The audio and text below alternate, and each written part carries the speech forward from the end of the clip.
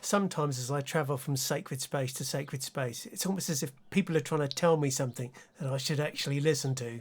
The Oxford movement. The Oxford movement, and the Oxford movement, designed in 1850 by William Butterfield, and really a model experiment in building on the ideas of the Oxford movement. So that revivification of the Church of England and an understanding of the continuities of the Reformation over the disruption of that period.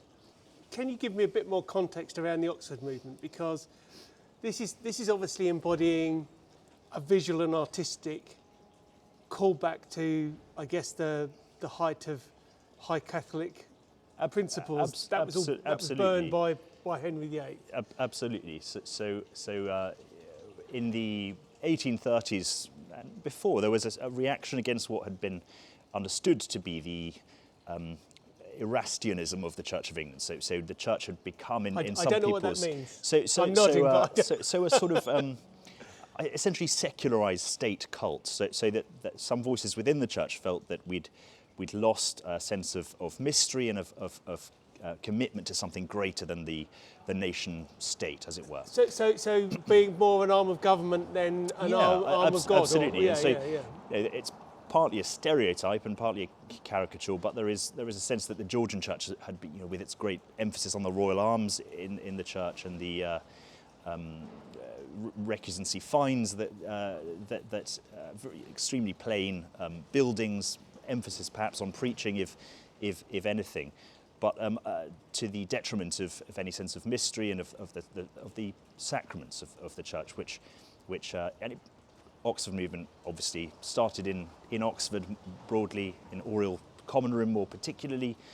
Figures like Keble and Newman, of course, at the centre of that, began a sort of preaching and pamphlet campaign to reassess what the Church of England was and what its claims to authority were, and began to take it in a direction that looked back beyond the Reformation, prior to the Reformation, and to remind the Church that we'd kept the sacraments, the bishops, and that there was a lot more we had in common with what went before than what had been emphasised afterwards. Was part of that movement to reunite fully with the Catholic Church and bring in the Pope? Or? A broad spectrum, I suppose, of opinions on that. And of course, John Henry Newman, one of the first and brightest members of the Oxford movement, did become a Roman Catholic, deciding eventually that the claims he was making for the Church of England weren't entirely sustainable. And you get, even within this fairly niche wing of the Church of England, different views about where the Pope fits in. So I think most Anglo-Catholics would look with respect to Rome, but some might call themselves Anglo-Papalists and actually sort of understand ourselves actually to be the Catholic Church in England. Okay. So I get a wide variety of opinion then and even now. Even now? Yeah. So you've got Wilberforce, who was a great evangelical, and then John Keble, who was the founder of the Oxford movement. And there you've got the interior of the University Church in Oxford, where he made his great sermon. So what's the Oxford movement? The Oxford movement was the rebirth, really, of the Anglo-Catholic liturgical movement of the Church of England. And so the Church of England is a really broad church. So you'll go to churches in the Church of England where people will not robe at all. And then you'll come to churches like here where we do robe, but it's quite relaxed. We have a robed choir, but it is still quite formal. To other churches where it's robed, but it's very formal with smells and bells and quite a strict liturgy. You get the full breadth within the umbrella that is the Church of England. So you talked a bit about the Oxford movement. That was an ideological or an architectural movement, or both? A bit of both, really. It was more a theological movement. It restored to the Church of England a more Catholic understanding of the Church, because from the 16th century until more or less the middle of the 19th century, the Church of England was really quite a Protestant church, and Historians, theologians saw that when the Reformation had happened, the church had lost a great deal from its history and from its teaching, and the Oxford movement restored a lot of that in a more Catholic understanding, which is why it would have taken away the words things and Ten Commandments, Lord's Prayer, Creed. Not that they didn't matter, but a more visual approach to things. You know, art, because art tells as many stories as words do. So which is why they put things in here that were connected with the Blessed Virgin Mary, in whose honour this church is named. Is it fair to characterise at least part of the changes is putting the pictures back, putting the decoration back? Well, it's more fundamental than that. It's about re-establishing that the incarnation is to do with the transformation of people's lives.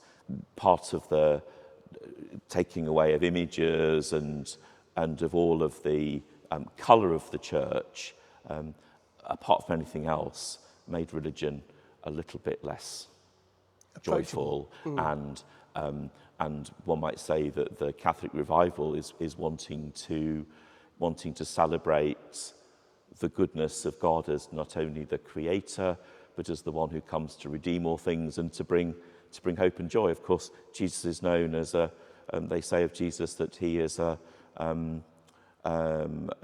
wine bibber, he's a drunkard, a friend of tax collectors and sinners, a glutton and a drunkard. You don't get a reputation for being a glutton and a drunkard if you are a miserable person and you don't go to parties. So you wouldn't, for example, have got those Baroque big 6 candles on the altar. They would have been much plainer in the 1850s. And the gold is also a reflection. So behind that curtain at the back, you see more of Butterfield's original design, which is plainer, and it's a reflection of the movement of the Oxford movement, which became, I suppose, much more. There was more ritual involved, a little bit more outre kind of design, a lot more gold, I suppose. Yes. And then one thing was, I'm never quite sure how true these things are, but certain bishops had problems with the Oxford movement and the priests who were part of it, and there were some who would not permit a freestanding crucifix on the altar. So Butterfield got around that. Behind that curtain is a cross, a plain cross set into the wall. You see behind this Comper scheme curtain, this is the original Butterfield East End. So forgive me, why would that be covered up? Well, I think Comper, as I say, the thrust of the Oxford movement developed aesthetically, ritually. So you'll see also that Butterfield's original altar was significantly smaller than the Comper superstructure. I see, okay. So that there became a bigger focus on the altar and a more confident Eucharistic celebration, and so Comper felt that the upper part of the east wall didn't quite fit with Butterfield's original scheme, and so had in mind these hangings which would streamline things a bit aesthetically, I suppose. I think it has to be said that although it's often called Butterfield's masterpiece, it owes a lot to Comper sort of taking some of the edges off a little bit. That interesting cross above the chancel arch, Yes, is thought to reflect the Society of the Holy Cross, which was a society of priests, still going. So I'm a member myself, but Societas Sancti Crucis, so the Society of the Holy Cross, a group of Anglo-Catholic priests, and the cross above the chancel arch is very much very very similar to the symbol of the society. Again, you see that original Butterfield stuff giving way to this later, more I don't know if aggressive is the word, but blatant imagery. So whilst in 1850 a crucifix in an Anglican church would have been quite controversial, within 10 or 20 years, it's front and centre. And so then this was effectively taking the next step of what you could do. Absolutely. So the cross behind the freestanding cross on the altar is very similar to that. So you'd have had a more geometrical and less representative sort of scheme going on. So when you pulled back that curtain and we saw the tiling behind you, and you mentioned that there was a cross, is that what the cross was on? It was on that tiling scheme? I see. Okay. Oh, but here you can see the cross you were talking about. That's right. Oh, yes. Very good. Yeah. You can sort of see how... So these were the original dice paintings, which were over-painted. But you can see Comper thought somehow the two elements were in conflict. And so that's why they... It's interesting. When you look at it like that, that feels like more of a cohesive whole from a colour palette perspective. At least. They're still good. And then so across the road is what was the convent, the All Saints Sisters of the Poor. They were a huge deal for some time. Big convent at London Colney, big one in Oxford. Still relatively successful in the States now, but only a couple of sisters left in England. But that across the road, the late Victorian building was the convent, and then to the further east is what was the parish school, another Butterfield building of less distinction. Well, I think. Okay, but I think I saw a temple. So the temple that's now the Buddhist temple that was originally it was built as the parish school. As the Oxford movement progressed and became more confident and more sort of licensed. So in the 1860s, a number of priests went to prison for... I was going to say there was there was a legislation change somewhere in there. That's right. Yes. Yeah. The Public Worship Act, famously Father Tooth, his Vanity Fair portrait he's depicted behind bars in a slightly cheeky caricature. The Oxford movement began in 1833, and the waves of the Catholic revival of the Church of England were several, and this I always say that St Paul's is kind of second wave Anglo-Catholic revival. So one of the priests, Father Arthur Tooth, who was up the road in a nearby parish at St James's, and Hatcham, he was one of the so-called Catholic martyrs, one of the Anglo-Catholic priests who went to prison for liturgical abuses. So Father Tooth went to prison twice, and then the hardcore Protestants who used to come and protest effectively drove him out of the parish. His health suffered. He lived for many, many years after that. In Walsingham, in the shrine of Our Lady of Walsingham, which is a revived Anglican shrine in Norfolk. So back to Father Tooth. So the maniple, which is one of the vestments that is worn by a priest when we celebrate Mass, which to some degree represents the cloth that was used by a slave to dry the feet of the visitor, of the guest. Mm-hmm. And although the maniple is sometimes a bit of a figure of fun in some modern church kind of life, for me, when I put the maniple on my hand, I think of this is the garment that represents for me serving the people who are most in need. And so the maniple that he was wearing when he was arrested is kept as a relic in the shrine in Walsingham. You know, and when I put the maniple on, I always consciously think about, you know, it helps me to refocus and remind me that what we are doing at the altar is to celebrate the Eucharist, so that we might better also serve the poorest. But yeah, priests went to prison for things like reserving the Blessed Sacrament, which has become a norm for many churches, even churches that wouldn't necessarily call themselves Anglo-Catholic, but frequent communion The idea that a Sunday service would always be a communion service, or what we call a mass, was not the case in the early part of the 19th century, and that became much more the norm across the Church of England, even where the more extreme elements of Anglo-Catholicism didn't take on so much. So you'll see this statue of Our Lady has been here since the early part of the 20th century, and can be quite confusing to people who come in and imagine it's a Roman Catholic church, but she's been here since well over 100 years. St. Vincent de Paul, interestingly, a 17th century French saint. So you can chart the movement of Anglo-Catholicism kind of to embrace these counter-Reformation figures as well. You know, early Butterfield, 1850s, you wouldn't have seen St. Vincent de Paul, but here, the early part of the 20th century, he very much is. Why would he have been chosen, and what did he do?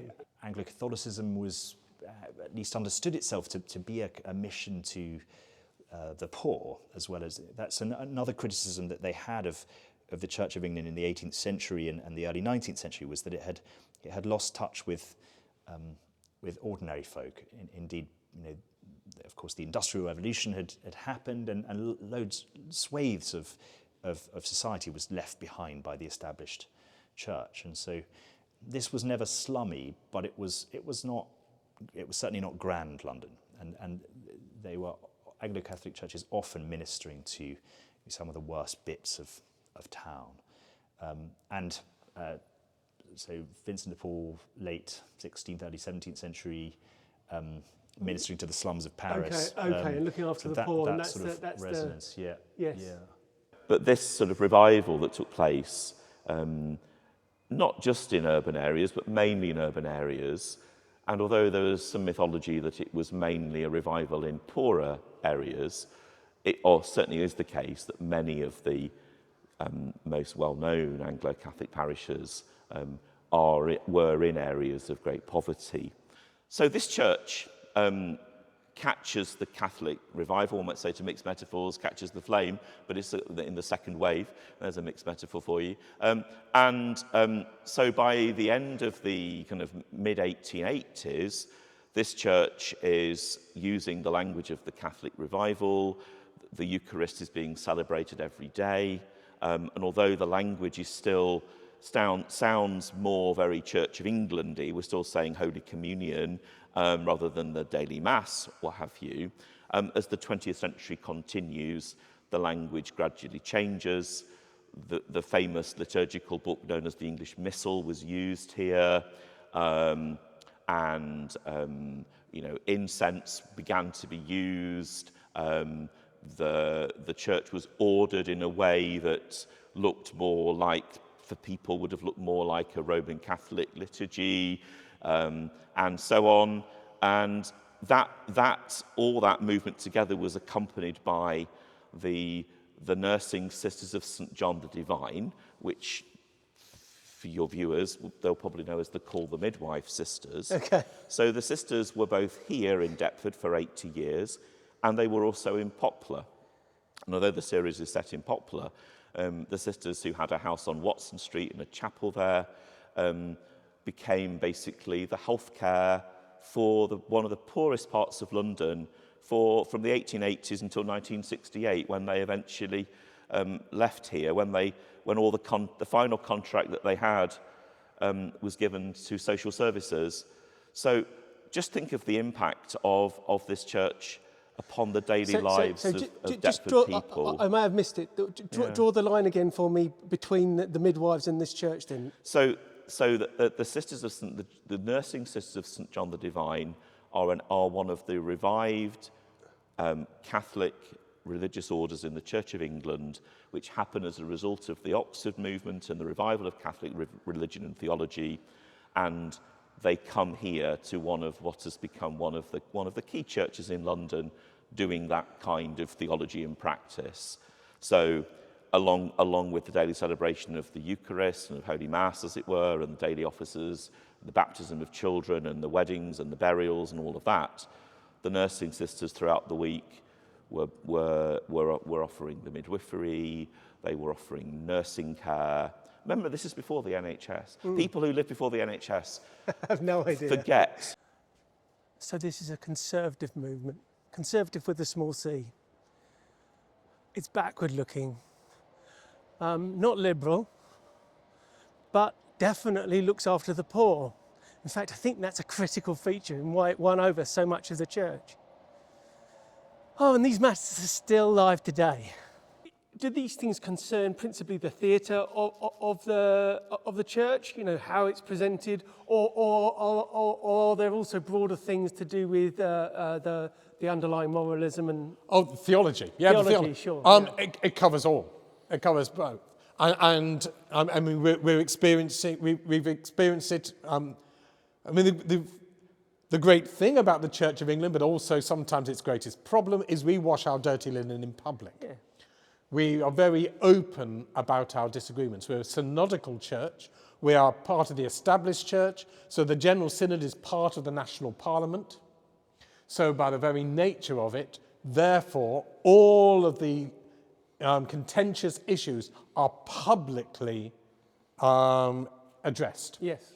So you don't need to look that far back for the whole issue around the ordination of women, both to the priesthood and then to the episcopacy. And we are now also going for the same issues around human sexuality. Yes.